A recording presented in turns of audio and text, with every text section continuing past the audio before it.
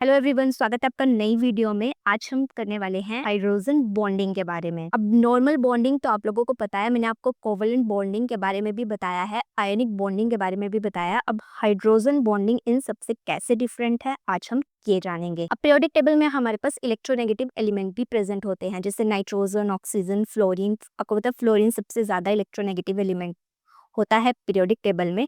तो अब जब ये इलेक्ट्रोनेगेटिव एलिमेंट्स हाइड्रोजन के साथ बॉन्ड बनाते हैं तो उसको हम बोलते हैं हाइड्रोजन बॉन्डिंग। इसको हम नॉर्मल कोवलेंट बॉन्ड भी बोल सकते थे, लेकिन इसको हाइड्रोजन, स्पेशली इसका नाम हाइड्रोजन बॉन्डिंग इसलिए रखा गया क्योंकि एक तो यहाँ पर हमारे पास हाइड्रोजन के साथ इलेक्ट्रोनेगेटिव एलिमेंट अटैच्ड होगा।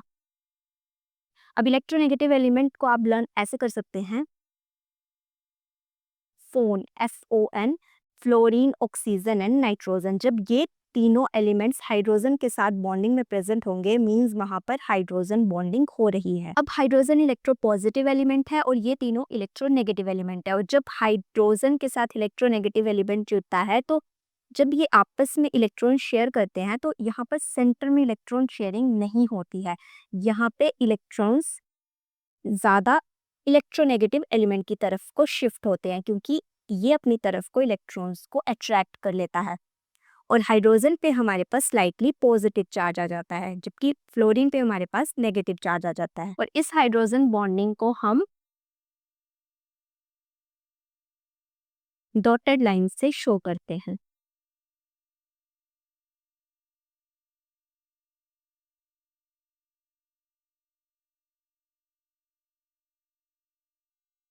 इस पे स्लाइटली पॉजिटिव चार्ज,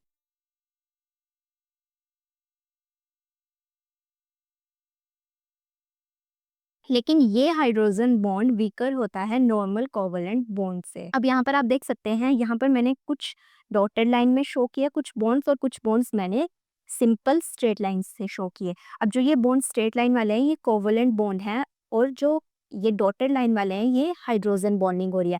मतलब हाइड्रोजन बॉन्डिंग यहाँ पर ब्रिज की तरह काम कर रही है between the two atoms, hydrogen और फ्लोरीन के बीच में। अब हाइड्रोजन बॉन्डिंग क्यों होती है ये मैंने आपको एक्सप्लेन कर दिया कि जब हाइड्रोजन और इलेक्ट्रोनेगेटिव एलिमेंट के बीच में बॉन्ड बनता है तो इलेक्ट्रोनेगेटिव एलिमेंट इलेक्ट्रॉन्स को अपनी तरफ अट्रैक्ट कर लेता है और उसके ऊपर स्लाइटली नेगेटिव चार्ज आ जाता है। और हाइड्रोजन इलेक्ट्रोपॉजिटिव होता है तो उस पर इलेक्ट्रोपॉजिटिव चार्ज आ जाता है। इसी की वजह से हमारे पास पोलर मॉलिक्यूल की फॉर्मेशन हो जाती है, having a electrostatic force of attraction between them, जैसे यहाँ पर हाइड्रोजन और फ्लोरीन के बीच में हो रही है। और अब हाइड्रोजन बॉन्डिंग का मैग्नीट्यूड, मतलब कितनी हाइड्रोजन बॉन्डिंग होगी, ये डिपेंड करता है मॉलिक्यूल की स्टेट के ऊपर। जैसे सॉलिड में ज्यादा हाइड्रोजन बॉन्डिंग होती है लेकिन गैसेस में कम हाइड्रोजन बॉन्डिंग होती है। अब हमारे पास टाइप्स आते हैं हाइड्रोजन बॉन्डिंग के। सबसे पहला टाइप्स आता है इंटरमॉलिक्यूलर हाइड्रोजन बॉन्डिंग।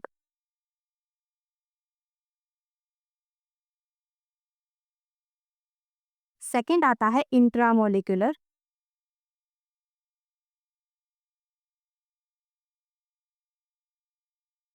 अब इंटर का मतलब होता है बीच में, मतलब दो लोगों के बीच में, तुम उसको बोलते हैं इंटर। और सेम स्पीशीज के अंदर कोई अगर चीज प्रेजेंट हो तो उसको बोलते हैं इंट्रा। अगर दो डिफरेंट मॉलिक्यूल्स के बीच में हाइड्रोजन बॉन्डिंग हो रही है तो उसको हम इंटरमॉलिक्यूलर हाइड्रोजन बॉन्डिंग बोलेंगे, और सेम मॉलिक्यूल के अंदर हाइड्रोजन बॉन्डिंग हो रही है उसको हम इंट्रामॉलिक्यूलर हाइड्रोजन बॉन्डिंग बोलेंगे। अब इंटरमॉलिक्यूलर हाइड्रोजन बॉन्डिंग का एग्जांपल, जैसे यहाँ पर HF, दो अलग अलग डिफरेंट एटम्स प्रेजेंट हैं। फिर हमारे पास H2O, OH, एल्कोहल, इसमें भी हाइड्रोजन बॉन्डिंग होती है क्योंकि ऑक्सीजन इलेक्ट्रोनेगेटिव है। मैंने आपको बताया FON, ऑक्सीजन यहाँ पर प्रेजेंट है तो ऑक्सीजन और हाइड्रोजन के बीच में बॉन्ड बनेगा तो हाइड्रोजन बॉन्डिंग ऑब्वियस सी बात है होगी।